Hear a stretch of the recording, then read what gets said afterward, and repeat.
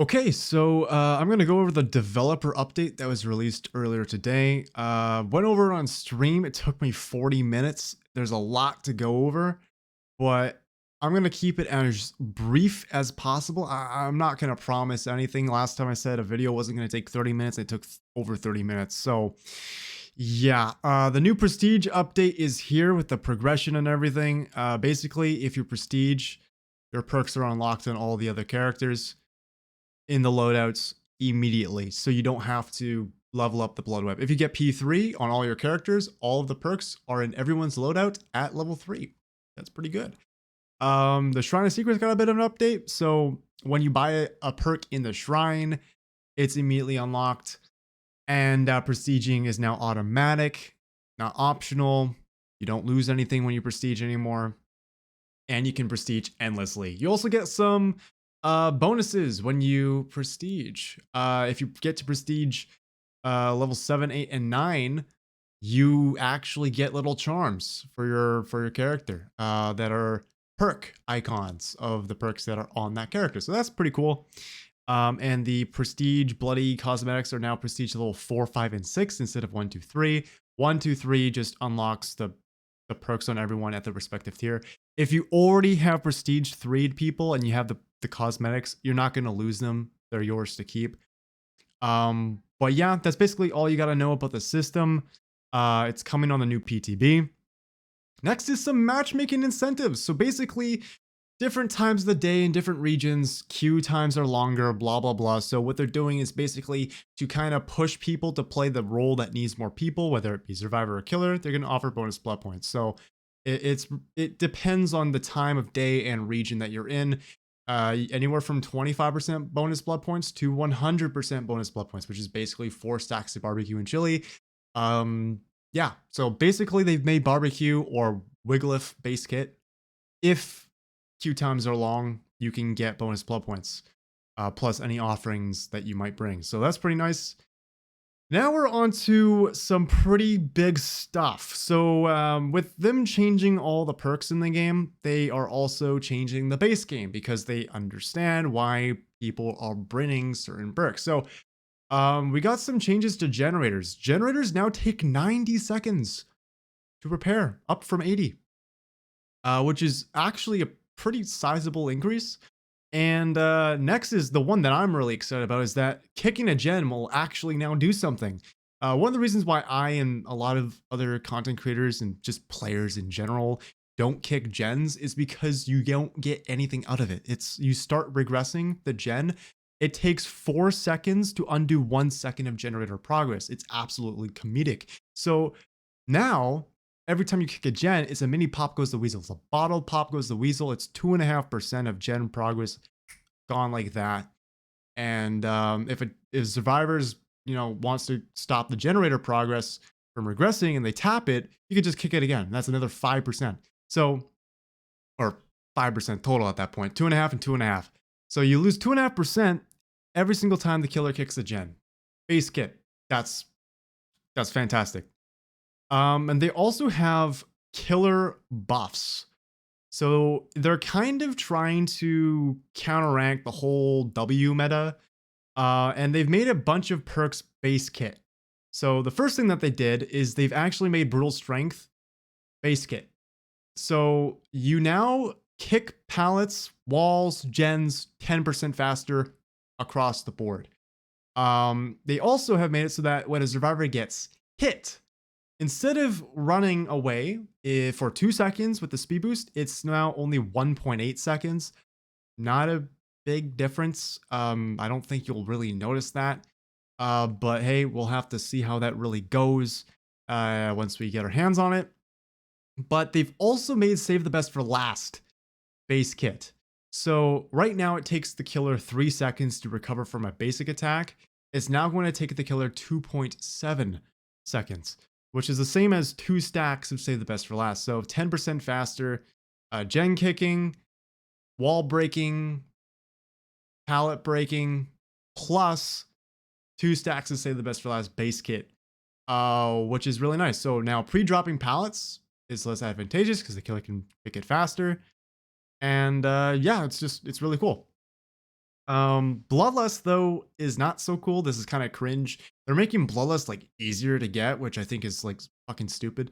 Bloodlust level 1 serves a purpose. 2 and 3, dude, kick the pallet. You're just running around a circle at Mach speed. You can't counter it. It's dumb. I don't know why we're trying to push and double down on Bloodlust.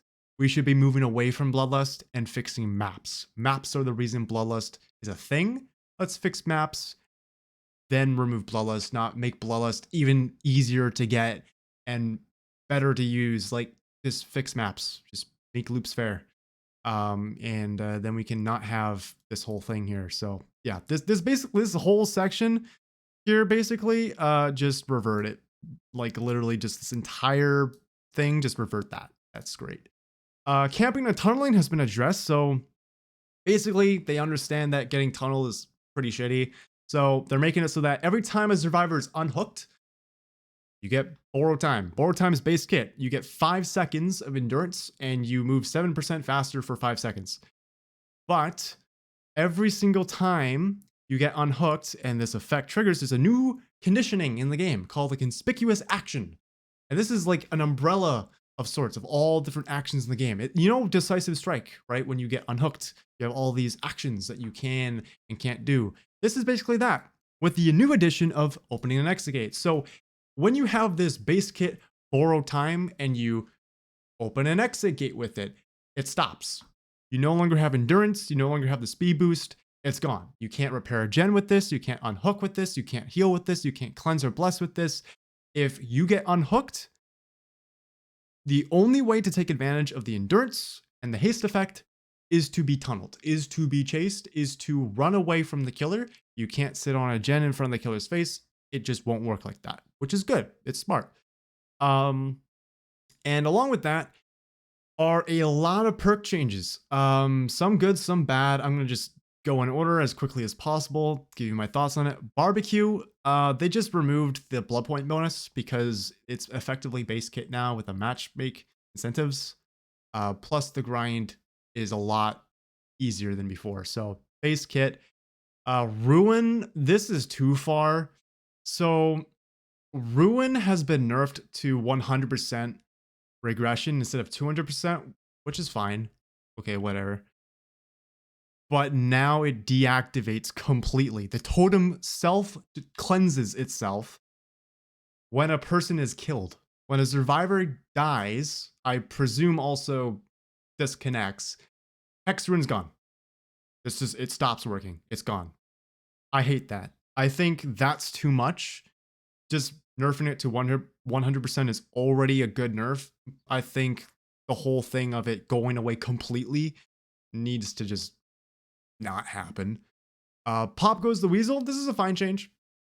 That's good. Basically what it does is same thing as before, but now it's only 20% and it's not of the total progress. It's of the current progress. So instead of kicking a gen that's at 75% or like 50% and losing 25%, it's actually going to take 20% of that 75% or 20% of that 50%. So you'll have basically a normal Pop Goes the Weasel when a generator is closer to being finished. But if you kick a gen with Pop Goes the Weasel that has only 30% progress, it's going to be 20% of 30. So it's not going to be even remotely as much, which I think is a fine change. Corrupt Intervention, this is also like a really good change. Basically, it's the same perk as before. It still blocks the 3 gens for 2 minutes. But the moment the killer downs a survivor, the gens are unblocked, which is great. It makes it so that if you're playing a hag or a trapper who needs the time, you can have the time because it's not going to go away. But if it's a blight or a nurse with Omega Blink who doesn't need Corrupt Intervention and they down a survivor, the gens are unblocked before the 2 minutes have elapsed. So basically, down a survivor early, Corrupt is gone. Tinkerer, pretty easy one. This is very simple, good change. They just made it so it only works once per gen. So you can't go to a gen, kick the survivor off, kick the gen with pop, come back when it triggers again. You can't keep harassing the survivor off. It only works once per gen. Good change. Noed, I wish they went harder on this one. I really do. I don't like Noed. I'm not going to pretend that I do. But it's an okay nerf. Basically, from what it seems like, the moment it gets the end game, like the moment the totem lights up, the aura of the totem is shown to survivors um, within 24 meters, basically. So the survivors will see where it is and they'll be like, oh, okay, let's go cleanse that before somebody dies. I think that's what that is. I wish they did more, but I'll take it. Pain resonance, basically, it no longer makes the survivor scream and they won't be like kicked off the gen anymore. So you can't use this with DMS and just be really annoying. It just causes the gen to lose progress and regresses the gen if no one's doing it. But if a survivor's repairing it, they're not going to scream. They're not going to be kicked off of it. They can just keep repairing it, which is a good change. Dead Hard. This is a weird one. I mean, we knew Dead Hard nerf was coming, but the way they've done this, I think this is a good nerf, but I feel like there's going to be situations where it's better than before. But basically, it doesn't give you distance. It's press E, you get 1 second of endurance. That's it. That's the perk. It is a bottle borrow time for 1 second. That's good because it solves the distance problem and how it could be used in a really scummy way in a chase. But and what if you E and then vault the window? Do you still have endurance while you're vaulting the window? What if you E and then unhook a survivor? Do you have endurance while you're unhooking that survivor? So there's questions I have, but I'm sure we'll all figure that out soon enough. But otherwise, it's a good change. Decisive, I think they went overboard with this. Basically, they opted Decisive so that it doesn't work in the end game anymore. So the moment the generators are done and the exit gates are powered and you can escape, Decisive stops working. You can't use it in the end game anymore. And then they nerfed it even more. So now it only stuns the killer for 3 seconds. So if the killer is being a dickhead and is tunneling you, and you stun them, it's not 5 seconds now. It's 3 seconds. I don't know if you've been playing the game for very long, but back in my day, Decisive could be made like 2.5 seconds with like enduring and stuff, because enduring would affect the Decisive stun time. That was really short. You could get DS'd, recover almost instantly, and then just like down the survivor. There's a bug some time back where they kind of messed with Decisive. Like if you played certain killers like Myers, I think, you could get Decisive striked, and then the stun time would be shorter than normal. I feel like 3 seconds is just not going to work because, you know, you got to keep in mind the stun time starts the moment you hit the skill check. So about a second you spend getting off the shoulder. So I think this is just no. Keep it at 5 seconds. It's fine that it deactivates in the end game. It has a purpose. They even say it's healthy for the game. So let's not nerf the thing that makes it healthy for the game. Let's just nerf the thing that makes it kind of cheesy, right? So anyway, borrow time. Yeah, it's good. It just extends the base kit BT effect. So both the speed and endurance gets extended by 10 seconds at tier 3. It's fine. It's literally just borrow time on top of borrow time base kit. So that's fine. Iron Will is a weird one. So it got a nerf that made sense. It's 25, 50, and 75 at tier 3 instead of 100%. So you still make noise even at tier 3. But it no longer works when you're exhausted. I don't know. I think having it just at 75% is enough, but we'll see. Self-care. This isn't a good one. This is a bad one. This is a posting cringe moment here. They made it 35%. So they nerfed it twice. They did a double nerf on this one. It no longer gives you the item efficiency, so you can't use this with medkits. Fine, whatever. That was kind of stupid. You made medkits, which are the most powerful survivor item, even better. That's fucking stupid. So it made sense that that's gone. But they nerfed the healing speed. So I think now it takes you 45 seconds to heal yourself with self-care instead of 32 seconds. Yeah, terrible. The healing thing, no. The item efficiency, that can go, but the healing thing, revert that back to 50%. That's overkill as fuck. Um, Spine Chill, another one. I think they actually went too far. It's only within line of sight. I don't know if they mean LOS or undetectable. Their wording's a little weird. But I hope it's undetectable is what they mean, because like stealthy approach, you have a terror radius. What do you mean stealth? There's no stealth. You have a loud ass terror radius. So I don't know what they mean by line of sight and stealthy, because that doesn't make any sense. But it also has a buffer, so you don't know when the killer has looked away. It won't immediately turn off, and it also no longer affects vault speed. So I think they went way too far. I think it should just like my idea for Spine Chill is if the killer's undetectable, you just can't see him with Spine Chill. That and like the buffer, I think that's all I would have done. I don't like the vault speed nerf.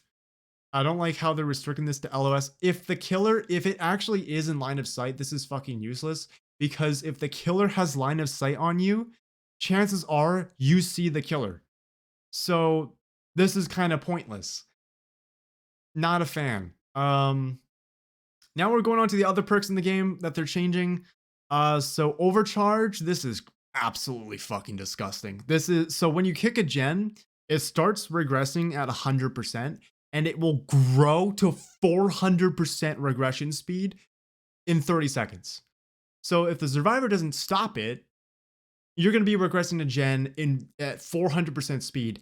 And I assume this stacks. So if you have Call of Brine, that's 200% plus 400% at max. So 600% speed. And if you're Legion and you then, after kicking it, use Fuming Mixtape in Frenzy, that's 700 fucking percent. What the? This sounds disgusting. I have no idea if it's gonna be as broken as it seems, but this oh, it's gonna make me sick. Eruption is fine buff. It's just a simple number change that they basically just made the gen regression 10% now, and incapacity lasts longer. That's all there really is to say. It's a good change. Knockout, I don't have a strong opinion on. It's just basically all it is the recover speed is slower, and yeah, so they crawl slower, get the blindness and everything, but they also now for the 15 seconds they crawl slower and recover slower. So that's basically it. Phobia, I think this is still useless. Like it's a cool idea, like faster skill checks. The thing is though, like if you see the prompt for Phobia in the terrorist, you're just gonna stop healing. Like, you're not gonna heal in the terror radius. It's very simple. So I think Phobia is still gonna be a useless perk, but hey, they tried buffing it. It's fine. Dark Devotion is cool. It's gonna work on special attacks now, which means it's gonna work on Legion. You can do some fun stuff with Legion. That's cool. Surge no longer has a cooldown, so you can use it multiple times in a short period. That's also great. Lethal Pursuer, this reminds me of like old school Dead by Daylight. So how Tinkerer used to work was it affected the charge speed of things in the game. So like if an add-on affected the rate that like you charged your chainsaw or you readied your hatchet, it would actually make the add-ons that affect that better. Like they would do more percentage. Lethal Pursuer kind of seems like a callback to that, where it has the aura effect that it has now, where it reveals the aura of everyone at the start of the game, but it also increases the duration of all aura effects by 2 seconds. So if you're Huntress and you have that aura add-on of 5 seconds, it's now 7 seconds. If you're Legion, you use Stab Wound Study, that's now 6 seconds instead of 4. Barbecue and Chili, that's 6 seconds of aura rating instead of 4. So you get it. Basically, it just makes all aura rating effects longer by 2 seconds. So that's pretty good. Gift of Pain, just a small buff. It's now 16% at tier 3. The Nanophobia, this one's cringe. Don't buff that at. They tried it in the past. It was 24% on a PTB. It was absolutely disgusting. Now its current max is 22%. Right now on the live, it's 20%. So it seems minor, but this is going to be awful on Plague and Legion, because those are the 2 killers who ultimately can use this perk. If you try using Thanatophobia on any other killer, it just doesn't really do anything. The Nanophobia on Legion is disgusting and is boring. Same with Plague. This is going to make it worse for those two killers. It's just going to make it more boring. I don't like this change at all. They should have either kept it the same or should have reworked it completely. Not a fan. Monster Shrine is now a Scourge Hook. So it makes all the hooks in the basement a Scourge Hook. And additionally, any Scourge Hooks around the map now actually have the entity progression thing. So it's 20% faster sacrifices, but only if the kill is further than 24 meters. So you can't camp with it. You can't face camp someone as Leatherface in the basement or next to a Scourge Hook around the map. You need to be further than 24 meters. Sort of like Devour Hope, where you need to get a certain distance to get a stack. It works like that. You need to be out of range. I think that's cool. Calm Spirit prevents the crows from flying, but also you open chests, cleanse, and bless silently, with the downside at lower speed. Did we really need the speed penalty? It's sort of like Technician. Like, it does something good and then it just has a downside that makes me not want to use it. So I don't think I'll ever be using Calm Spirit. I said on stream, oh my god, I'm gonna use that. And then I read, oh, at reduced speed. No thanks. I'm not spending 20 plus seconds trying to bless a totem. I'm not spending 12 seconds trying to open a chest. No, I'm not doing that. Saboteur, I wish they did more. But what it does now is it also shows you the aura of Scourge Hooks. That's it. Botany, this is terrible. What they're doing is they're buffing it to 50% speed instead of 33%. Medkits? Hello? This is going to be broken with medkits, and this is going to be broken with Circle of Healing. Because now you can heal at 100% speed again if you use this with Circle of Healing. Right now you heal like it's 100, or no, it's 50 plus 100. Now it's going to be 100 plus 100. So it's going to be normal. Like, this should be 16 seconds, I think, when you use this. If not 16, it will be like 18. Like, it will be basically the same as original Circle of Healing. So yeah, this is bad, especially how it stacks with other things in the game. Not a good change. Off the record, this is the most fucking busted perk I've ever read in my entire life. And you bet your ass I'm going to use it every game. Basically, it's you get unhooked, you have borrowed time for 80 seconds.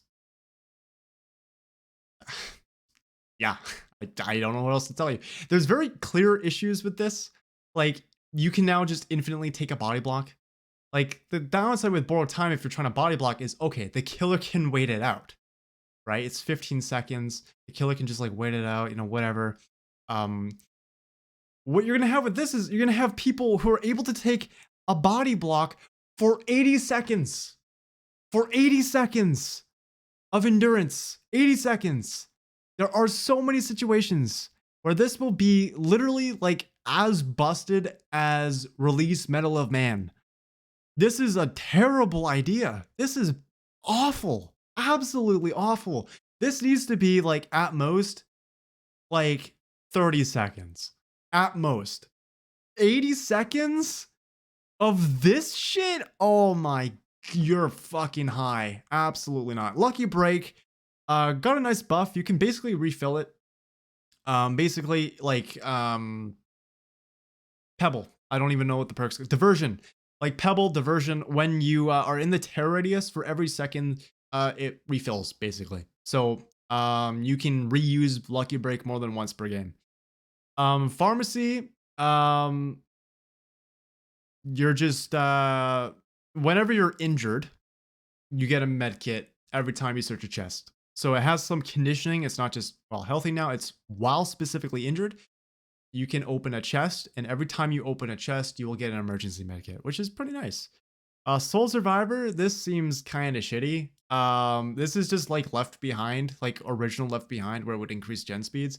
The real buff here is that your exit gate speed is 50% faster, but that doesn't mean you open it in 10 seconds because the DBD charge system is weird. This basically is 13 seconds. It takes you 13.33 seconds to open an exit gate, basically, with this perk. So yeah.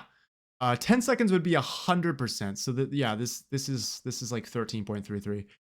Um, I think so. That sounds right.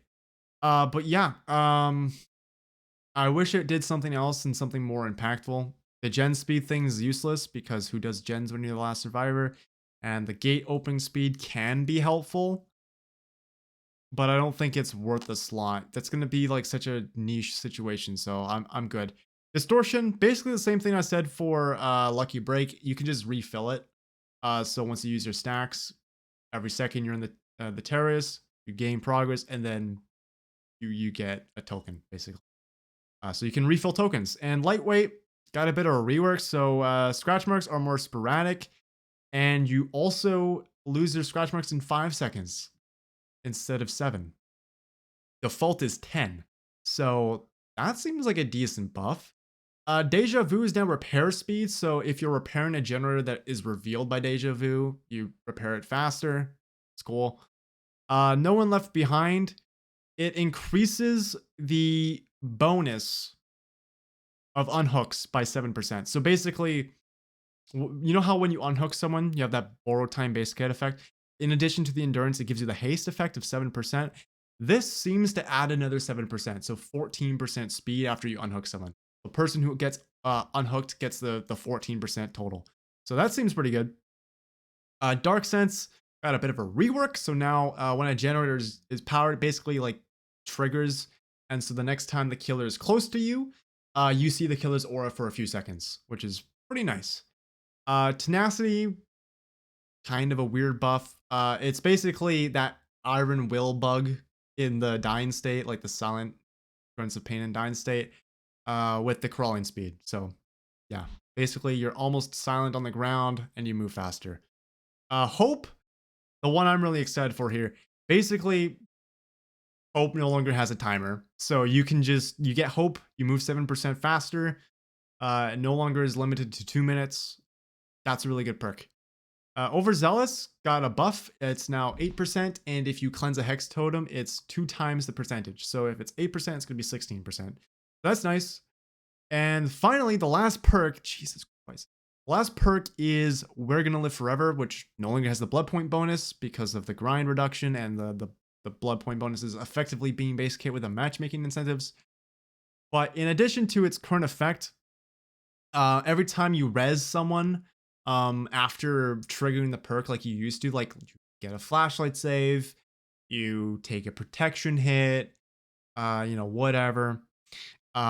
Safe on hook. Next time you res a survivor from the ground with this perk, they get endurance for a few seconds, 10 seconds at tier 3. So it's sort of like an inverse of Soul Guard. Pretty nice. And that's it. This is the entire update. Look at that. Holy moly. That's a lot of stuff.